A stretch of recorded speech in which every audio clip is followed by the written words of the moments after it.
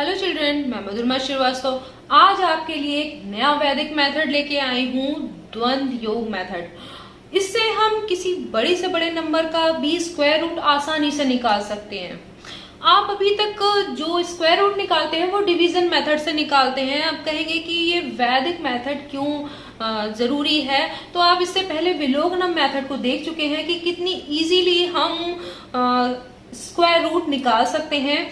अब हम बहुत बड़ी अगर नंबर हो तब उसका स्क्वायर रूट कैसे निकालें, तो वो द्वंद्व योग उसमें हमारी हेल्प करता है, क्योंकि ये कैलकुलेशन को इजी बना देता है। इस जो भी जितने भी वैदिक मेथड हैं, आप उसे अगर अप्लाई करें तो आप देखेंगे कि जितना भी आप अभी मॉडर्न मेथड जो आप सीख रहे हैं उस मेथड की अपेक्षा आप बहुत ही कम टाइम में ओरली बहुत सारी कैलकुलेशन को कर सकते हैं। तो चलिए इस द्वंद्व योग मेथड को सीखते हैं। अगर एक बार सीख जाएंगे तो आपके लिए जो स्क्वायर रूट निकालना है वो बेहद आसान हो जाएगा। चलिए हम इसके लिए पहले एक छोटा नंबर लेते हैं 529। इसको आप विलोगनम से भी डायरेक्ट कर सकते हैं देखकर ही, तो लेकिन हमें अभी यहाँ पे द्वंद्व योग सीखना है। वो हम विलोगनम हम सीख चुके हैं। हमें सबसे पहले क्या करना है कि जो नंबर है उसके पेयर बनाने हैं। आपको पेयर बनाना आता ही होगा कि हम पीछे से दो दो नंबर का पेयर बनाते हैं। लास्ट में अगर 1 भी अगर हमारा डिजिट बचता है तो भी वो एक पेयर ही माना जाता है। तो अगर जितने हमारे पेयर होते हैं तो इस नंबर के स्क्वायर रूट में उतने ही डिजिट होंगे। तो यानी हमारे 2 पेयर बन रहे हैं, यानी इस 529 इस नंबर में जो स्क्वायर रूट निकलेगा उसमें 2 डिजिट होंगे। अब द्वंद्व योग में क्या करते हैं, 2 वर्टिकल लाइन और 1 हॉरिजॉन्टल लाइन, यानी हमने 3 पार्ट कर लिए, 1 ये सेकंड और ये फर्स्ट सेकंड थर्ड, ये हो गए 3 पार्ट। इसमें क्या करते हैं कि जो फर्स्ट हमारा पेयर है उसको हम बीच वाले में लिख लेंगे, यानी सेकंड पार्ट में ऊपर, यानी हॉरिजॉन्टल लाइन के हम ऊपर लिखेंगे, और जो बाकी के जो हमारे पेयर बचेंगे वो हम थर्ड में लिखेंगे और वो भी उसके डिजिट को दूर दूर लिखेंगे। ऐसा क्यों, ये आप अभी समझ जाएंगे। अब हमें क्या करना है, जो हमने ये सेकंड में जो पेयर उतारा है 5, वो परफेक्ट स्क्वायर नहीं है। तो अगर परफेक्ट स्क्वायर होता तो उतना ही, नहीं तो इससे नीचे वाले नंबर कौन सा है परफेक्ट स्क्वायर, 4, और 4 का हम रूट करें, यानी उसका स्क्वायर रूट क्या होता है 2, उसको ये लिख देंगे। ये हमारा फर्स्ट क्वोशिएंट है और यही हमारा फर्स्ट यहाँ पर डिजिट हो जाएगा, टेंस वाला डिजिट स्क्वायर रूट का। अब हम क्या करेंगे, इस 2 का डबल कर देंगे, 2 मल्टीप्लाइड बाई 2 4। अब आपको क्या करना है, जो ये वंस का डिजिट है इसे निकालना है। आपने टेंस का निकाल लिया। अब ये जो होता है, ये 4 जो आपका आया है, ये क्या है, ये है डिवाइजर। इसमें भी हमको डिवीजन मेथड अप्लाई कर रहे हैं, लेकिन ये इतना इजी होगा, आपके पास कोई बड़ी कैलकुलेशन नहीं होगी, आप इसको समझ जाएंगे। यहाँ देखिए अब क्या करते हैं, ये जो 4 जिसका कि हमने स्क्वायर रूट लिखा है, इस 5 में से सबट्रैक्ट कर दीजिए, तो कितना बचेगा 1। जितना भी हमारा रिमाइंडर बचता है वो यहाँ पर ये जो जितने भी डिजिट इनके नीचे लिखते जाते हैं 1 by 1। तो यहाँ पर हमने 2 के नीचे लेफ्ट साइड में लिख दिया। अब हमारा यहाँ पे ये डिवाइजर है, ये हमारे सब डिविडेंड है, ठीक है। यहाँ हमारे क्वोशिएंट आएंगे, ये हमारे रिमाइंडर लिखे जाएंगे, ठीक है। तो अब हमारा जो न्यू डिविडेंड हो गया, न्यू डिविडेंड एनडी लिख दिया है, आप समझ गए होंगे। न्यू डिविडेंड हमारा कितना है 12। देखिए कितना छोटा हमारे पास नंबर आया है, तो इसको डिवाइड करना बहुत इजी है। न्यू डिविडेंड 12 है। अब फर्स्ट टाइम में हम न्यू डिविडेंड में इस डिवाइजर से डिवाइड करते हैं, लेकिन इसके नेक्स्ट टाइम हम क्या करेंगे, इससे मॉडिफाइड डिविडेंड भी निकालेंगे और तब डिवाइजर से डिवाइड करेंगे। तो फर्स्ट टाइम है तो हम न्यू डिविडेंड यानी 12 में अगर 4 से डिवाइड करते हैं तो हमारे पास क्वोशिएंट कितना होगा 3, रिमाइंडर होगा 0। अब देखिए 0 मैंने क्या किया है कि जो नेक्स्ट डिजिट था हमारा थर्ड पार्ट में उसके नीचे लेफ्ट साइड में लिखा, तो यहाँ पर हम सब क्या लिख रहे हैं, यहाँ पर हम सब लिख रहे हैं रिमाइंडर, ठीक है। अब हमारा ये हो गया 3, ये हमारा नंबर आ गया, यानी आपका 529 का स्क्वायर रूट 23। हो गया है क्योंकि हमारे दोनों ही जो डिजिट है वो आ गए, लेकिन हमने ये प्रोसेस सही किया है या गलत, ये कैसे चेक करें। तो नेक्स्ट टाइम के लिए हम क्या करते हैं, नेक्स्ट टाइम के लिए ये न्यू डिविडेंड क्या हो जाएगा, अभी 12 था, अब कितना हो गया 0.9, या खाली आप 9 भी लिख सकते हैं, ठीक है। अब इससे मॉडिफाइड डिविडेंड निकालेंगे, तो मॉडिफाइड डिविडेंड होता है न्यू डिविडेंड माइनस जो भी ये हमारा क्वोशिएंट आया इस तरफ उसका स्क्वायर। अगर 1 नंबर है, क्योंकि उसका द्वंद निकालते हैं, यानी 3 का द्वंद। 3 का द्वंद का मतलब अगर 1 नंबर है तो आपने वर्टिकली क्रॉस वाइज मल्टीप्लाई किया है ना, तो वर्टिकली में क्या करते हैं कि एक सिंगल नंबर होता है तो उसकी उसी नंबर से मल्टीप्लाई हो जाती है, तो यानी 3 का स्क्वायर।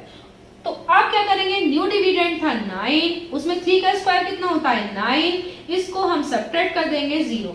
अगर मॉडिफाइड डिविडेंड 0 आ जा रहा है इसका मतलब आपका प्रोसेस सही है, आपने ठीक किया है। अब हम एक बड़ा नंबर लेते हैं और उसका स्क्वायर रूट निकालना इसी मेथड से सीखते हैं। देख रहे हैं कि कैलकुलेशन बहुत आसान है जिसको कि आप ओरली कर सकते हैं। 4,13,449 ये थोड़ा बड़ा नंबर है। अब इसमें भी क्या करेंगे, हम इसके पेयर बना लेंगे। पेयर बन गए हैं, इसका मतलब है कि इसमें जो स्क्वायर रूट निकल के आएगा उसमें 3 डिजिट होंगे।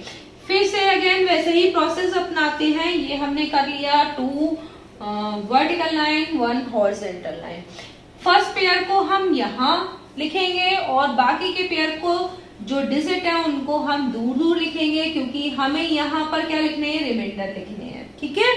अब क्या हो गया 41 परफेक्ट स्क्वायर नहीं है, इसे नीचे का परफेक्ट स्क्वायर 36 है, तो 36 का स्क्वायर रूट क्या होगा 6, यहां लिख दिया। अब 6 का डबल, ये हो गया हमारा डिवाइजर, ठीक है, डिवाइजर ये हो गया 12। अब क्या करेंगे, 36 इसमें से हमें सब्ट्रैक्ट करना था, 36 इसमें से सब्ट्रैक्ट कर देंगे तो आपके पास रिमाइंडर 5 बचेगा। 5 हमें कहाँ लिखना है, रिमाइंडर यहाँ पर लिखते हैं, तो यहाँ लिख दिया हमने 5। अब हमारा न्यू डिविडेंड क्या हो गया, फर्स्ट टाइम में न्यू डिविडेंड में ही डिवाइजर से डिवाइड कर देंगे हम। न्यू डिविडेंड है 53 और 12 से डिवाइड करेंगे, तो इसको करने की कैलकुलेशन बहुत बड़ी जरूरत नहीं है, आप जान ही गए हैं कि 12 को 4 टाइम्स अगर मल्टीप्लाई करेंगे 48 आएगा, तो 48 इसमें से हम सब्ट्रैक्ट कर देंगे तो कितना आ जाएगा, ये जो 4 टाइम्स ले गए हैं ये यहाँ हो गया। अब हमारे पास बचा 5, क्योंकि 53 में से 48 जाएगा तो आपका 5 हो गया। अब आपका नेक्स्ट टाइम के लिए न्यू डिविडेंड हो गया 54, जो कि 53 था, अब हो गया 54। ये एक साथ पढ़ेंगे और आप देख रहे हैं कि फर्स्ट डिजिट हमारा ये है, सेकेंड वाला ये आ गया।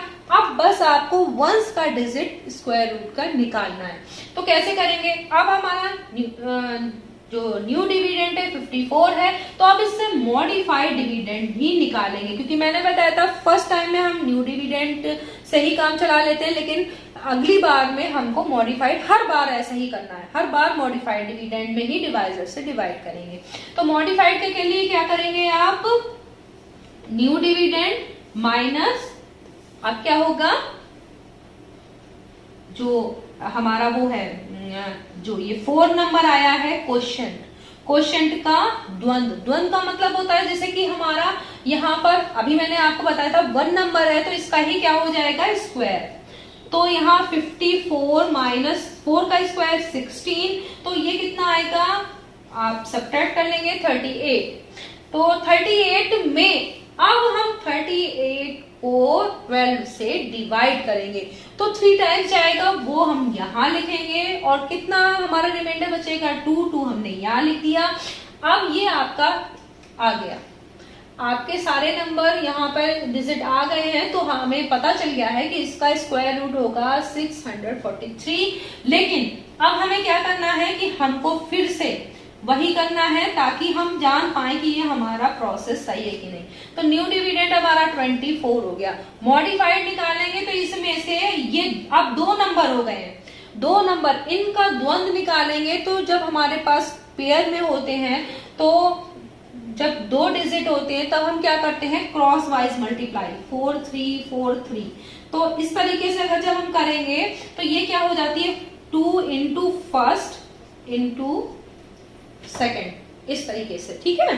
तो अगर यहीं पे ही अगला भी अगर हमें निकालना हो, तो अगर 3 डिजिट अगर हमारे पास हो जाते मान लीजिए, तब हम क्या करते, तब भी आपको मालूम है कि हम कैसे करते, ये क्रॉस वाइज और ये वर्टिकली, तो ये भी आप कर लेंगे आगे, ये आप सीख चुके हैं।